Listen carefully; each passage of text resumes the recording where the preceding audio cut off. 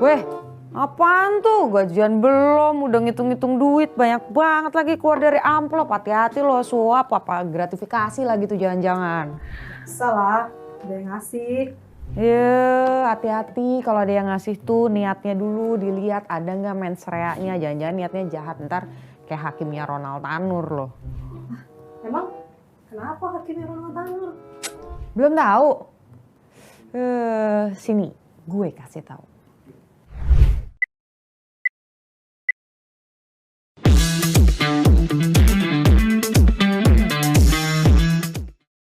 Saudara Kejaksaan Agung membongkar praktik mafia peradilan atas vonis bebas terdakwa kasus pembunuhan Ronald Tanur, terdakwa pembunuh kekasihnya Dini Sera, kini kembali mendekam di balik jeruji besi. Ronald Tanur, Gregorius Ronald Tanur. Ronald Tanur.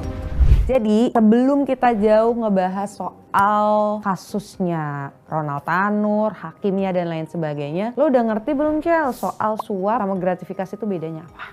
Oh emang beda ya? Ya beda. Emang sebenarnya ini banyak juga nih yang kadang keliru antara suap dan juga gratifikasi. Padahal kan sering banget tuh dari zaman KPK kalau misalnya nangkep suap gratifikasi sama aja dianggapnya. Padahal sebenarnya tuh beda. Jadi kalau gratifikasi itu tuh sebenarnya ada orang nih ngasih aja sebagai rasa terima kasih. Tapi sebenarnya ada harapannya. Kalau di bahasa hukum tuh Shell, jadi kayak mens rea gitu loh. Ada niatnya. Jadi ketika dia ngasih, harapannya nanti ada sesuatu yang dia dapat, itu gratifikasi. Tapi pihak yang dikasihnya tuh kayak nggak minta, nggak berharap apa-apa juga. Nah kalau suap itu biasanya pertama itu transaksinya tuh antara kedua belah pihak. Jadi yang satu sama yang satunya lagi tuh ya emang udah ada deal-dealannya tersendiri untuk nanti memuluskan sesuatu. Jadi misalnya nih ada proyekan apa, itu nanti misalnya aku lagi pengen simpelnya kamu tuh pejabat di PUPR misalnya. Terus aku vendor nih kayak konstruksi gitu. Terus kamu mau bikin jembatan. Nah aku suap kamu biar kamu ngegolin aku jadi vendor yang ngerjain di tender. Itu namanya suap. Jadi ada transaksi, ada deal-dealan, aku ngasih, kamu terima. Terus terwujudlah sesuatu itu. Kalau gratifikasi ya sebenarnya nggak harus ada janjian apapun, langsung aja gitu. Karena ya jangka panjang kali ya kalau gratifikasi. Jadi kayak membangun hubungan baik padahal sebenarnya ada dalam tanda kutip mens rea atau niat jahat supaya sesuatu yang tidak sesuai dengan aturan ini terjadi. Nah itu bedanya suap dan gratifikasi. Udah ngerti belum? Oh oke. Udah mulai paham. Jadi beda gratifikasi. Betul. Nah kasusnya Ronald Tanur gimana tuh? sebenarnya kasusnya Ronald Tanur itu tuh bukan kasus suap atau kasus gratifikasi. Kalau Ronald Tanurnya sendiri dia tuh kena kasusnya tuh pidana. Pernah lihat gak sih di medsosnya kamu yang rame banget waktu itu soal penganiayaan? Ada perempuan dianiaya sama diduga kekasihnya pada saat itu. Terus sampai kayak dilindes sama kendaraan di parkiran. Terus habis itu viral kemana-mana. Pernah lihat itu? Iya. Nah itu adalah kasusnya Ronald Tanur. Jadi kenapa nama Ronald Tanur ini muncul ke publik? Karena pada saat itu si Ronald Tanur ini pertamanya banget nih diduga melakukan penganiayaan yang berujung kematian. Karena pacarnya Ronald Tanur pada saat itu si Dini Sera Afrianti ketika dia walaupun sempat dibawa ke rumah sakit tapi ya nyawanya nggak terselamatkan. Akhirnya kan meninggal dunia. Akhirnya dibawalah ke ranah hukum dengan pasal soal penganiayaan yang berujung kematian. Itu Ronald Tanur. Yang jadi rame lagi selain kelakuan yang ajaib itu ya udah menganiaya, drama gitu kan. Itu tuh buktinya udah ada. Bahkan gak cuman di meja pengadilan aja tapi juga sampai viral di mana-mana. Jadi semua orang tuh juga bisa ngelihat mukanya bahwa dia ada upaya untuk melakukan penganiayaan. Korbannya juga sampai meninggal dunia. Ini kan harusnya hakim dan jaksa juga semua yang terlibat dalam meja hijau itu mempertimbangkan itu dong. Tapi justru di tingkat Kejati atau Kejaksaan Tingginya Jawa Timur ini hakimnya malah memvonis bebas. Itu ada 3 orang tuh. Ini harus diingat-ingat ya namanya. Nama hakimnya itu ada Hari Hanindyo, Erin Tuah Damanik dan juga Mangapul. Ini diinget, jangan dilupakan, jangan sampai lupa karena abis ini ada penjelasannya lagi. Divonis bebas lah nih si Ronald Tanur, dia keluar dinyatakan tidak bersalah, akhirnya bebas. Karena keputusannya itu bebas, otomatis keluarganya ya nggak terima lah dengan keputusan itu. Orang anak gue meninggal, masa sih cuman begitu doang gitu, berapa bulan kayak setahun 2 tahun gitu, itu aja enggak gitu, apalagi hukuman yang berat banget. Nah akhirnya keluarganya itu tuh cobalah beberapa upaya hukum, salah satunya itu melaporkan si 3 hakim ini ke Komisi Yudisial. Nah tapi kalau KY itu cuman etik aja. Ini tuh ada 2 kasus nih Shell, satu yang berjalan secara pidana ini di Kejaksaan Agung, satu lagi paralel ini di Komisi Yudisial dan juga MA. Karena kenapa MA juga turun? Karena ada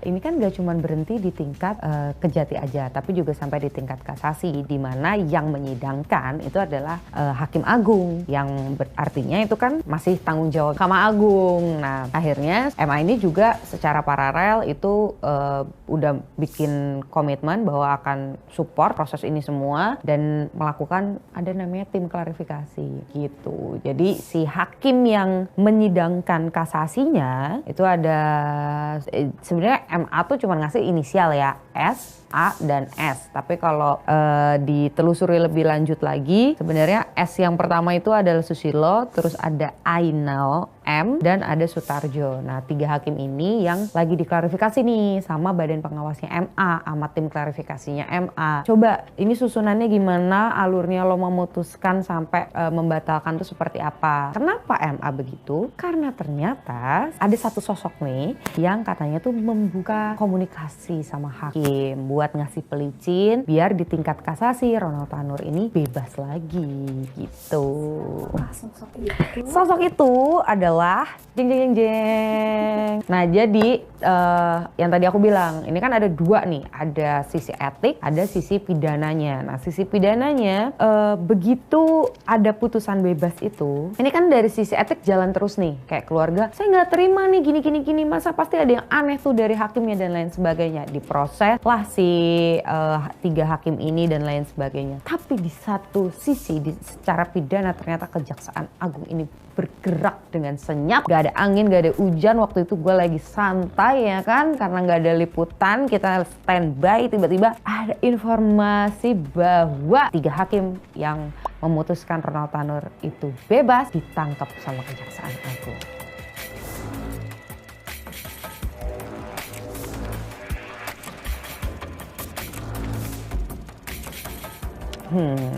Tiga hakim itu ada Hari Haningyo, Mada Manik, dan Mangapul tadi ya? Betul, 3 nama yang tadi aku minta kalian ingat itu ternyata terjerat dugaan suap. Suapnya berapa banyak emangnya sih? Suapnya sih, nah ini lagi nih, kan kemarin tuh kita kayak tiba-tiba momen gitu ya, kayak tiba-tiba gitu, karena nggak ada apa-apa. Yang kita tahu kan proses yang lagi berjalan ini yang di KY kan, pengusutan di KY gitu, kayak etiknya gimana dan lain sebagainya. Tapi ternyata Kejaksaan Agung itu setelah menelusuri, mengumpulkan alat bukti, karena kan untuk menetapkan sebagai tersangka itu ada syaratnya, minimal ada 2 alat bukti yang cukup kuat untuk jadi landasan jaksa ini memutuskan bahwa oke, orang ini bersalah, jadi bisa dibawa ke ranah hukum yang lebih serius lagi begitu ya, ke tingkat selanjutnya gitu, dan ditetapkan sebagai tersangka. Nah ini ternyata si pengacaranya Ronald Tanur itu namanya Lisa Blackpink, bukan, salah, Lisa Rahmat. Ini tuh jadi si Lisa Rahmat ini, kalau yang sekarang karena proses hukumnya masih berlangsung ya, Lisa Rahmat ini tuh mencoba ngasih pelicin lah ibaratnya. Dia minta tolong sama satu sosok ex pejabat Mahkamah Agung namanya Zarov Rikar. Dia diminta untuk bantuin lah gitu, dia titip lah tuh, jadi sekitar ada 5 miliar rupiah, dan nanti kalau berhasil si dia ini ngelobi-lobi hakim di tingkat kasasi untuk memutuskan bebas, berarti nanti si Zarov Rikar ini akan dapat imbalan 1 miliar rupiah, jadi total sekitar ada 6 miliar rupiah lah. Nah dari pengakuan awal begitu kan, si Zarov ini akhirnya udah ditangkap nih. Nah waktu ditangkap di Bali, Zarov ini langsung dibawa ke Jakarta, dan dari informasi awal atau pengakuan awal itu ya kurang lebih kayak gitu mekanismenya, bahwa ada 5 miliar rupiah yang disiapkan atau disediakan yang rencananya akan dikasih untuk 3 hakim di tingkat kasasi. Terus abis itu nanti kalau berhasil vonisnya bebas, si Zarov Rikar ini akan dikasih hadiah 1 miliar rupiah. Dan ini bukan pertama kali dilakuin sama Zulfikar, karena ketika digeledah rumahnya itu tuh ada 960 miliar uang. Ini ada pecahan rupiah, ada dolar Singapura, ada USD juga, dolar Amerika gitu. Ini pokoknya ada uang di box-box gitu. Ada banyak lah video-videonya, kalian bisa lihat di Kompas TV karena itu ada videonya tayang di Kompas TV. Terus abis itu ada juga emas. Beratnya tuh kalau jadi tuh biasanya kan kalau kayak penggeledahan kayak gitu-gitu itu tuh entah jaksa atau penyidik KPK, pokoknya penyidik lah ya, itu biasanya antara bawa alat hitung uang atau timbangan kayak gitu-gitulah. Nah itu tuh ditimbang emasnya sampai 51 kg. Banyak banget, Put. Banyak banget kita. Kebayang nggak tuh 51 kilogram? Enggak sih, kayak sama berat badan saya aja lebih beratan emas itu. Mohon maaf, kayak saya cuma 45, dia emasnya sampai 51 kg. Nah, itu ternyata bukan kali pertama ternyata si ini jadi maklar kasus gitu. Dia tuh kayak ngumpulin ya sekitar 12 tahunan lah kalau nggak salah ya. Jadi udah lama banget nih dia ngurusin, dalam tanda kutip ya, ngurus kasus gitu, pelicin sana sini. Itu tuh ya supaya sesuai dengan request tertentu, dan dia mengumpulkan itu sekitar 920 miliar rupiah dan emas yang sampai 51 kg. Dan sampai sekarang itu masih ditelusuri lagi aliran dananya dari kasus yang mana aja, apakah ini melibatkan hakim-hakim yang juga masih aktif atau misalnya pejabat-pejabat di tubuh entah itu hakim atau misalnya MA dan lain sebagainya. Karena ya maklar kasus ini tuh sebenarnya bukan hal yang baru lah gitu. Dan kalau kita tarik ke belakang tuh, ini juga si 3 hakim di Kejati itu bukan pertama kali ada hakim yang kena kasus suap. Jadi udah beberapa kali, kayak misalnya data dari ICW aja. Kasus suap ya, khususnya yang diterima paling kecil itu sekitar 30 juta. Itu tuh kasus suapnya Wahyu Widya Nurfitri, Hakim Pengadilan Negeri Tangerang yang kena terkait gugatan perdata Wan Prestasi. Terus dari ICW juga ada yang paling besar itu 62,8 miliar rupiah. Ini kasusnya Ghazal Basaleh. Ini yang paling baru juga, karena kemarin tuh masih sidang-sidang segala macam, karena diduga si Ghazal Basaleh ini menerima gratifikasi dan juga pencucian uang. Itu tuh sampai 62,8 miliar. Walaupun di sidang-sidang ya Ghazal nggak mengakui itu ya, tapi kan namanya proses hukum, siapa yang bisa memberikan bukti itu yang kemudian harusnya bisa diputus vonisnya. Ada juga mantan Sekretaris Mahkamah Agung Nur Hadi menerima suap dan gratifikasi 83 miliar rupiah bareng sama mantunya si Reski Harbiono. Itu dia nerima suap dan juga gratifikasi di periode 2012-2016 dalam pengurusan perkara PT KBN versus PT MIT di Pengadilan Negeri Jakarta Utara. Jadi sebenarnya tuh banyak banget, bahkan kalau ngeliat datanya ICW itu tuh daftarnya panjang dari 2011 sampai tahun 2023 aja ada sekitar 27 kasus penerimaan suap. Ya kita kan pasti berharap dengan adanya sekarang nih Kejaksaan Agung kan lagi galak nih ya, si 3 hakim ini langsung ditelusuri. Terus pernyataan dari si Zulfikar yang katanya bilang bahwa dia sudah mulai membangun komunikasi dengan si hakim kasasi tadi, itu juga sudah mulai ditelusuri aliran dananya gitu. Walaupun kan sebenarnya permintaannya adalah bebas. Nah si kasasi ini itu kan hasil kasasinya membatalkan putusan Kejati. Akhirnya Ronald Tanur ini tetap divonis 5 tahun dan ditangkap lagi. Artinya tuh ya sebenarnya antara permintaan sama hasil tuh nggak sejalan gitu. Makanya yang coba ditelusuri adalah di tingkat kasasi hakimnya ini masuk angin atau enggak gitu. Biasanya bahasanya tuh kayak gitu ketika misalnya terima suap, si hakim di tingkat kasasi ini masuk angin atau enggak. Kalau misalnya masuk angin ya bisa jadi kan ada tersangka baru gitu. Terus uangnya apakah itu emang bener cuma dari pengacara aja inisiatif atau justru juga dari pihak Ronald Tanurnya sendiri. Ini juga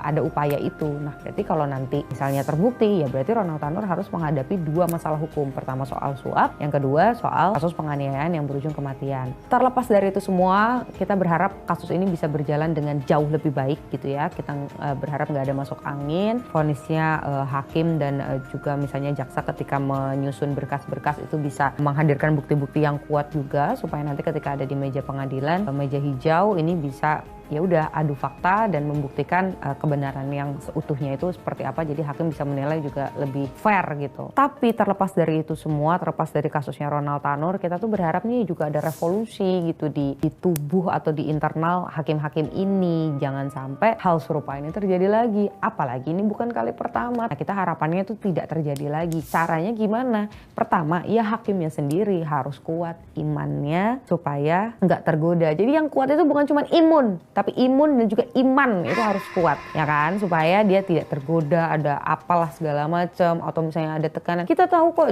zaman dulu tuh sampai ada beberapa kasus yang hakim-hakim yang saking kerasnya bahkan nyawanya sampai entah itu terancam atau dapat ya ancaman-ancaman gitu ya di luar sidang gitu-gitu. Tapi ya itu adalah resiko pekerjaan dari para hakim ini. Ketika misalnya dia dipanggil yang mulia dan itu disematkan di antara namanya dia, ya udah tugasnya dia adalah menghadirkan keadilan. Caranya gimana? Ya dia harus fair gitu. Dia tidak boleh kiri kanan. Dia harus punya iman yang kuat untuk melihat satu masalah itu dengan ya fair, dengan adil gitu. Yang kedua, tentu saja adalah lembaga-lembaganya, baik itu komisi yudisial yang melihat bagaimana hakim ini bisa bekerja, pengawasan dari hakim-hakim, perlindungan dari hakim-hakim ini juga harus benar-benar dikembalikan fungsi KY ini. MA juga yang punya badan pengawas ini bisa melihat juga lebih luas lagi dengan putusan-putusannya, kajian-kajian terkait dengan putusan yang aneh itu sebenarnya bisa dikaji di MA gitu kan, untuk menghindari adanya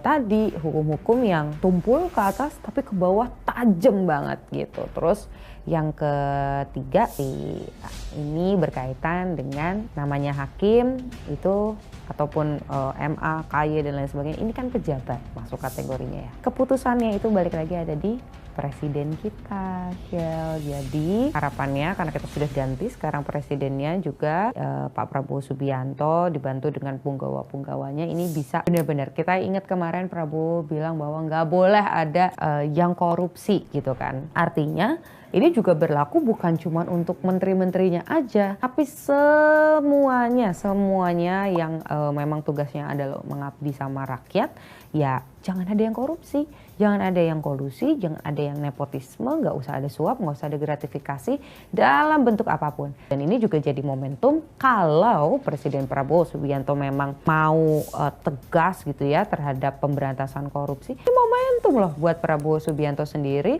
membuktikan kepada publik bahwa keadilan itu ada di yang namanya pengadilan, yang namanya hakim itu bisa dipercaya. Kalau misalnya ada yang tidak benar, ada yang tidak melanggar aturan dan lain sebagainya, pecat, selesai. Kalau ketegasan itu bisa dimunculkan Prabowo Subianto, pasti sebagai presiden nanti bawah-bawahnya juga akan ikutin. Jadi ya kasus Ronald Tanur ini bisa jadi bukti bahwa keputusan hakim itu dapat diperjualbelikan. Tapi di satu sisi harapannya adalah kejadian ini juga bisa jadi momentum bersih-bersih lembaga peradilan, biar nggak ada lagi tuh yang hasemeleh gitu.